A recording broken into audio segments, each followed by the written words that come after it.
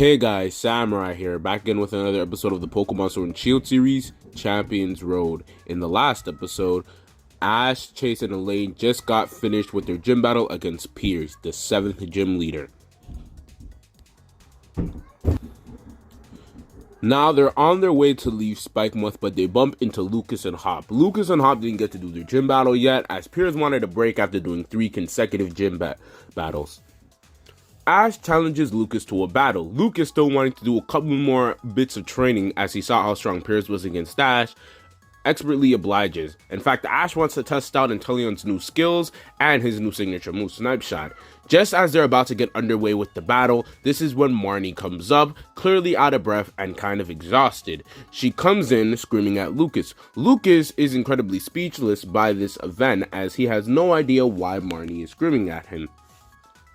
Marnie, in her exhausted and aggravated tone, basically says that the rec center where she and Piers learned how to use Pokemon and had Pokemon battles was just bought out. Lucas and everyone is still incredibly confused by the situation as they don't know what that has to do with Lucas or them.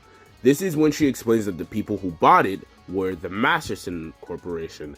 Now Lucas is kind of mad as he has no idea that they even own property in Galar.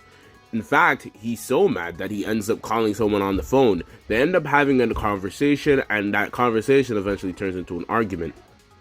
When Ash and Co. eventually ask Marnie why is she so mad about the rec center being bought out, she basically explains that Spikemuth, since it never had a power spot, doesn't get much funding from the region, so as a result they aren't allowed to have the best resources. So the rec center was a great place for kids to learn about Pokemon and learn about Pokemon battles. Lucas, hearing this, is even more mad and calls the same person back on the phone again, this being Lucas's father. Now Lucas's father eventually does land in Spikemuth. They end up having an argument that basically goes like this. The terms of their battle is basically, if Lucas loses this battle, he'll have to quit Pokemon training and go back into full business mode. However, if he wins, he gets custody of this building and he can sell it back if he wants to. The battle is set for an hour from now, and Lucas asks Ash if he can help him train. Lucas is trying to perfect a new strategy, and he thinks using it against his dad is the perfect time to test it. Lucas sends out his Beartic, and Ash sends out his Inteleon. Their battle ends up being pretty close, but that's not good enough for Lucas. He needs this strategy to be perfect. They end up training for a whole entire hour, no breaks and no rest in between. However, it all comes to a head when Lucas eventually fights his dad. Lucas's dad sends out his Ursaring and Lucas sends out his Beartic. This is when a lady, this being Lucas's mom, laments that Lucas and his dad used to be very close when Lucas was younger. He wanted to be just like his dad, but Lucas eventually got his own interests and the relationship stagnated. But she hopes that this battle might bring them closer together. The battle ends up starting, and it's 2 bear Pokemon, so you know this battle is head-to-head and very close. Both Pokemon are giving it their all, and both Pokemon are clearly powerful enough to take the other out. So it's a very close combat-based match, and each trainer has to make particular moves, or else the other trainer will get the other hand. This is when Lucas's strategy comes to a head. Lucas ends up luring in Ursaring with a Bite attack. And then, after Bite is landed, Lucas uses the move Sheer Cold. Now, since Beartic is still latched onto Ursaring's arm, Sheer Cold can transfer without missing, and it is a one-hit knockout, knocking out Ursaring and winning Lucas the battle. Lucas's dad does say farewell, and he actually congratulates his son on his journey so far. He might not understand his battling, but he'll still support him any way he can. However, he gives him one final thing, this being a white band, saying it's the symbol of their family and somewhat of a good luck charm for him. Ash knowing exactly what that is, and even Lucas knows what it is, but they both choose to not say anything for now.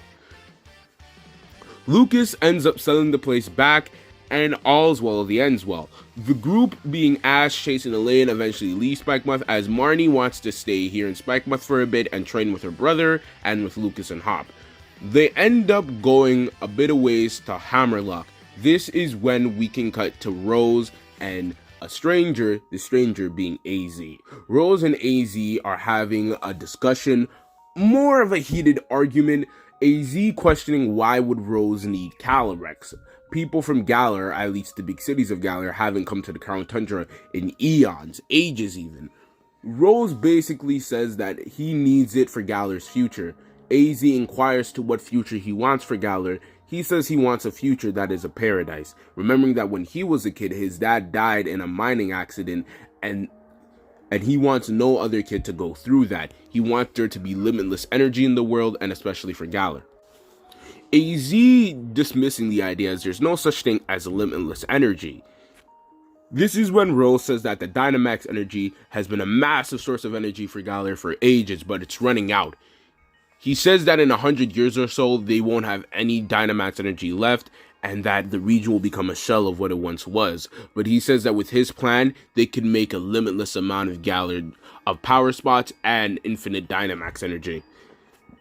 He says that he needs Calyrex's power of belief to further believe in the people of the region so that Calyrex can help him out with an experiment. This is when he plays a recording of what they think they have of the origin of Dynamax. AZ is mortified of what he sees, reminding him of the sins he caused in his past. He can't let this happen and challenges Rose to a battle. Rose is no pushover after all. He's as strong as a gym leader, an 8th gym leader. They end up having a battle that ends up in a tie. This battle was incredibly dynamic and almost destroyed Rose's building. AZ, too exhausted after he just finished battling Ash, decides to hide out within the city of Winden for now. Rose basically telling his Macros Cosmos members to keep an eye out for a Titan of a man, and that is it. He also asks how the tests are going. This is when we cut to Oleana just outside of Hammerlocke.